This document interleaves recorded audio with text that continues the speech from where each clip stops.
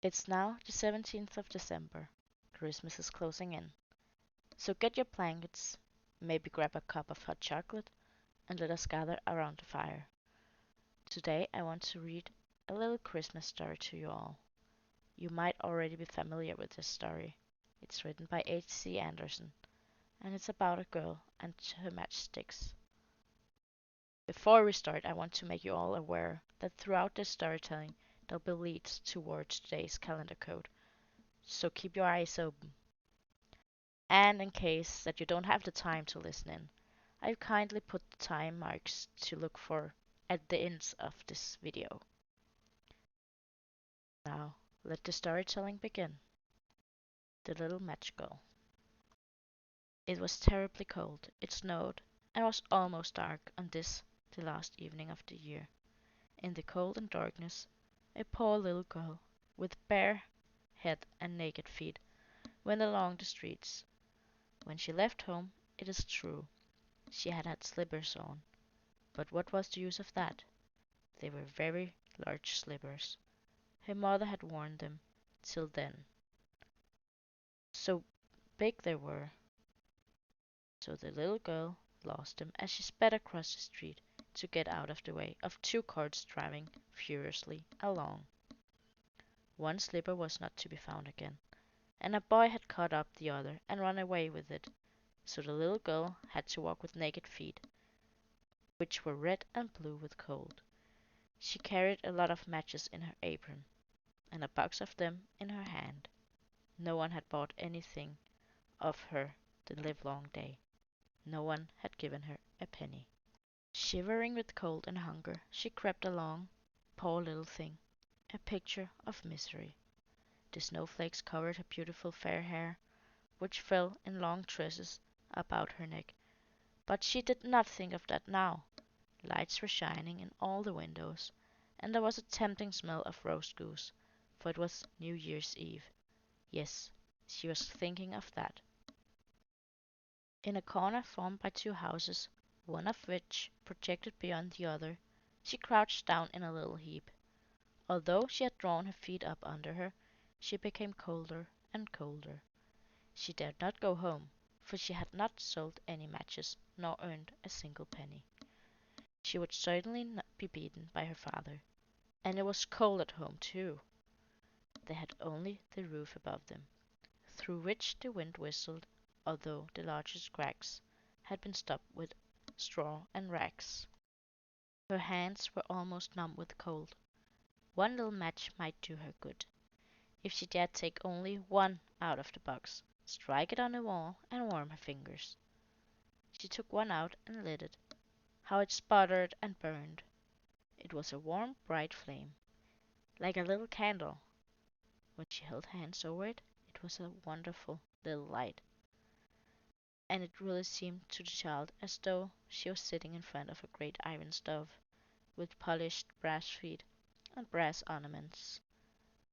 How the fire burned up, and how nicely it warmed one! The girl was already stretching out her feet to warm these too, when out went the little flame. The stove vanished, and she had only the remains of the burnt match in her hand. She struck a second one on the wall. It threw a light, and where this fell upon the wall, the latter became transparent, like a veil. She could see right into the room. A white tablecloth was spread upon the table, which was decked with shining china dishes. There was a glorious smell of roast goose stuffed with apples and dried plums. And what pleased the poor little girl more than all was the goose hopped down from the dish, and with a knife and a fork sticking in its breast, came waddling across the floor, straight up to her. Just at that moment out went the match, and only the thick damp cold wall remained. Now she lighted another match, and at once she sat under the beautiful Christmas tree. It was much larger and better dressed than the one she had seen through the glass doors at the rich merchant's. The green boughs were lit up with thousands of candles, and gaily painted figures like those in the shop windows, looked down upon her.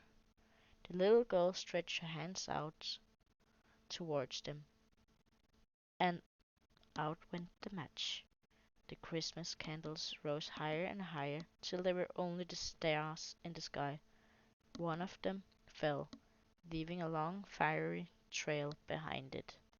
Now someone is dying, thought the little girl, for she had been told by her old grandmother, the only person she had ever loved, and who was now dead, that when a star falls, a soul goes up to heaven.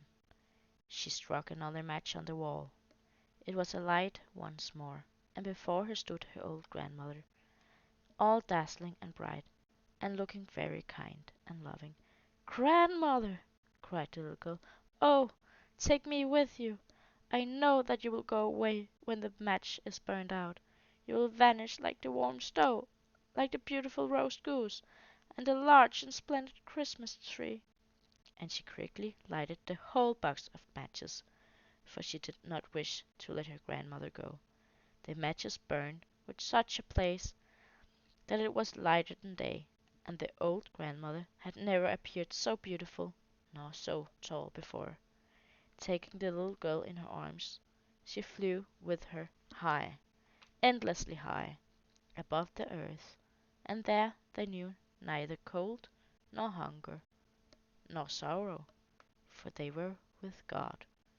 But in the cold dawn the little girl was still sitting, with red cheeks and a smile upon her lips, in the corner leaning against the wall, frozen to death, on the last evening of the old year.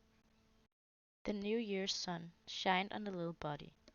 The child sat up stiffly, holding her matches, of which a box had been burned. She must have tried to warm herself, someone said. No one knew what beautiful things she had seen, nor into what glory she had entered with her grandmother on the joyous New Year.